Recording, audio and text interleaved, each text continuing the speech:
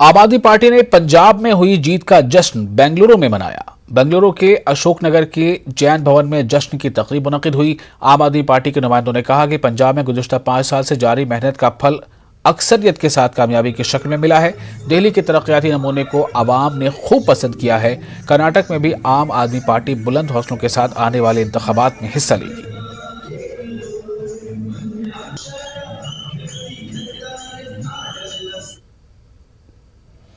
Punjab assembly इंतखाबात में शानदार मुजाहरे के बाद आम आदमी पार्टी के लीडरों में काफी जोशो खरोश देखा जा रहा है। रायचूर में आम आदमी पार्टी के लीडरों ने कहा कि पंजाब में आवाम ने आपको कामयाब करके तारीख रकम की है। आम आदमी पार्टी के रायचूर सिटी यूनिट के ऑर्गेनाइजेशन सेक्रेटरी आर वीरेश ने कहा कि कर्नाटक में भी लोग पार्टी से जुड़ रहे हैं। पंजाब में शानदार कामयाबी से आने वाले दिनों में कर्नाटक में पार्टी को बेहतर रद्द-ए-अमल हासिल होगा।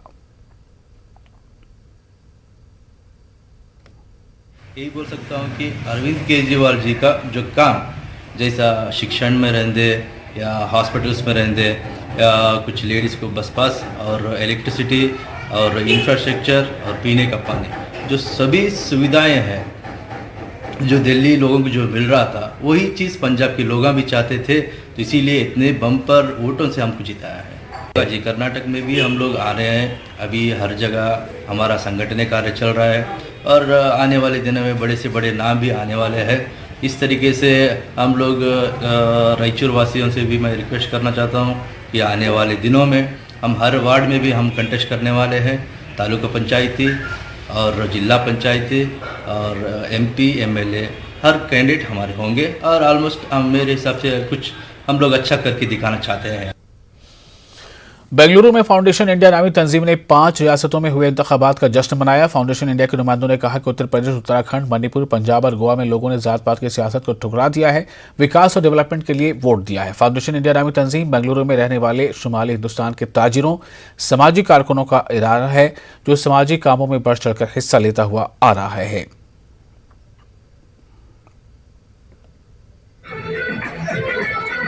वाइब्रेंट डेमोक्रेसी, और ये 5 इलेक्शन के बाद हम स्टेट्स ने देखा है कई जगह तो कई वोटर्स भी 500 हैं, फिर भी बूथ खोला गया है, 200 वोटर के लिए भी बूथ खोला गया। That shows how vibrant is our democracy. कोई भी जीते कोई भी हारे, लेकिन सबको अपॉर्चुनिटी दिया गया है।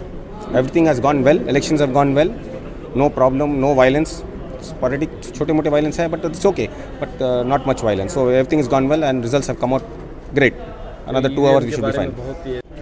विकास, स्टेबिलिटी और पीसफुल स्टेट होना चाहिए, अच्छा माहौल होना चाहिए, तो उसका लोगों ने समर्थन किया और उस पार्टी को समर्थन देके जितवाया है। अभी जो वोटिंग हुआ है मोदी जी के काम के ऊपर हुआ है। लोग बोल रहे थे कि कोविड में कोई काम नहीं हुआ है, मोदी जी ने जितना काम किया है, योगी जी ने जितना काम किया है देश में, उतना काम किसी ने किया है। और उन्हीं कामों का आज नतीजा है कि 5 राज्यों में से 4 राज्यों में भारतीय जनता पार्टी की सरकार आ रही है। और मोदी जी जो देश के लिए काम कर रहे हैं, आज हमारे यूक्रेन में जितने भारतीय फंसे हुए थे वो देश में मोदी जी ही हैं जो सबको निकाल के लाए हैं। ये रिजल्ट तो मोदी जी, मैं अभी 15 दिन पहले यूपी जाके आया हूँ। यूपी का मैंने देखा है रोड, मतलब आज से 70 साल से जितना रोडों का विकास नहीं हुआ वो 5 साल में योगी जी ने विकास करके दिया है। एक जगह ऐसी नहीं रोड है, हाईवे फर्स्ट क्लास, कहीं भी जाओ आप, पहले लगते थे 20 घंटे, आज वहीं 8 घंटे में आप पहुँच जाओ। तो जो विकास के नाम के ऊपर वोट मिला है, मोदी जी ने काम किया है, योगी जी ने काम किया, उसके ऊपर वोट मिला है। 5 रियासतों में हुए इंतखाबात का असर क्या कर्नाटक पर भी होगा? इस सवाल पर बीजेपी के अक़लियती लीडर कहते हैं कि कर्नाटक में बीजेपी को और मजबूती हासिल होगी। वहीं कांग्रेस लीडर BS रफ़ीउल्लाह कहते हैं कि यूपी के नतायज का कोई असर कर्नाटक पर नहीं होगा। वोट दिए हैं भाजपा के हक में, मैं उनका तहे दिल से शुक्रिया अदा करता हूँ। ये हमारे नरेंद्र मोदी जी साहब की मेहनत है और योगी जी की मेहनत है, इनका योगदान है, जिसकी वजह से जो आज ये फल जो है देशवासियों को मिला है, वो रेस्पेक्टिव स्टेट्स वालों को मिला है।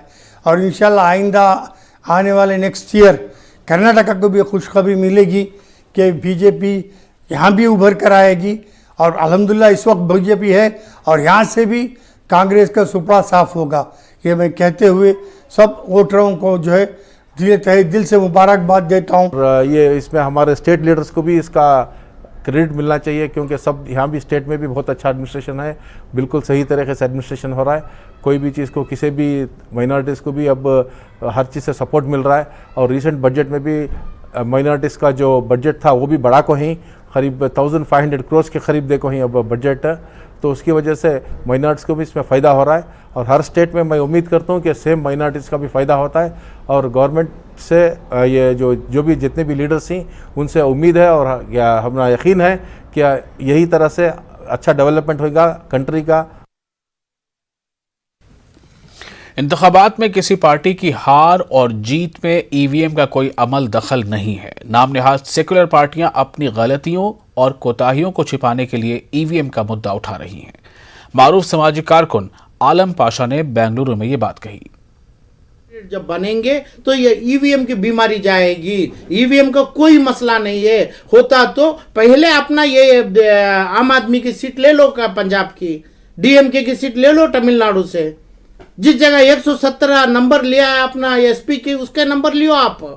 क्यों वो जिस जगह ओनली कांग्रेस में और दूसरों में वो ईएम जो इंट्रोड्यूस किया, ईवीएम की बात लाए तो अरविंद केजरीवाल लाए, क्यों नहीं छोड़ते अभी वो अपना पंजाब का नंबर?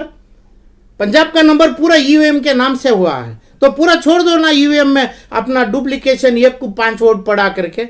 जिस जगह डालता झाड़ू मारा करके बोलो ना, झाड़ू सबको मारा करके, क्यों नहीं बोलता है वो? डीएमके का तमिलनाडु में क्यों नहीं किया? टीआरएस का आंध्रा में क्यों नहीं किया? कौन सी बात उठा के बैठे हैं ये सेक्युलर लोग? सेक्युलर के नाम से तुम्हारी जो बुराई है, सेक्युलर के नाम से जो बुराई करना चाहते हैं तुम्हें, यानी अपने पास काले जो नहीं है, अपना वक्त का माल, अपने इंस्टीट्यूशन का माल, अपना आईएमए का माल 5,000 से 10,000 करोड़ रुपए है, वो दे नहीं पा रहे हैं। ये 2-3-4 लाख करोड़ का माल वक्त का बैठा है, उसमें इंटरनेशनल यूनिवर्सिटीज नहीं बना पा रहे हैं। तुम्हारी वो योग्यता जो है वो बताना चाहिए, ये होगा। कर्नाटक स्टेट रायतों संघ के रियासती सदर कोडिहल्ली चंद्रशेखर ने कहा है कि किसानों को अपने जायज हुकूक के लिए मुसलसल जद्दोजहद करने की जरूरत है। कोडिहल्ली चंद्रशेखर रायचूर में किसानों के एक मीटिंग से खिताब कर रहे थे। इस मौके पर उन्होंने कहा कि कर्नाटक स्टेट रायतों संघ की जानिब से रियासत में तीनों ज़रई क़वानीन से दस्तबरदारी तक जद्दोजहद जारी रखी जाएगी। उन्होंने कहा कि मरकजी हुकूमत ने किसानों के एहतजाज की पेश नज़र ही तीनों ज़रई क़वानीन को वापस लिया है, जबकि कर्नाटक हुकूमत की जानिब से इसको रूह मामल लाने की कोशिश ताज्जुब खेज़ है।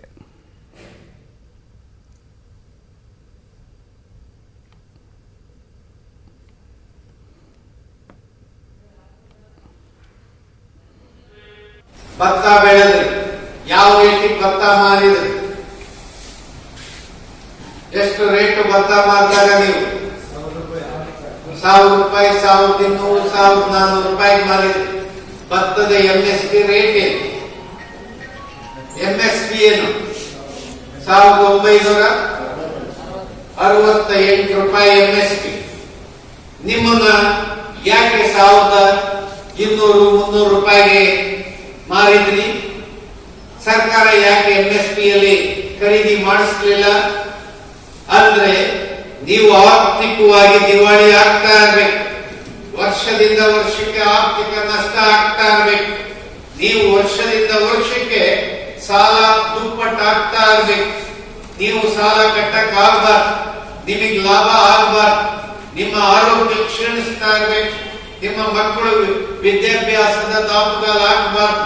ಈ ಎಲ್ಲ ಕಾರಣಗಳಿಗೆ ನಿಮ್ಮನ್ನ ತಡೆ ಹಿಡಿಯುವಂತ ಕೆಲಸ ನಿಮಗೆ ಯೋಗ್ಯ ಬೆಲೆಯನ್ನ ಕೊಡಬಾರ್ದು.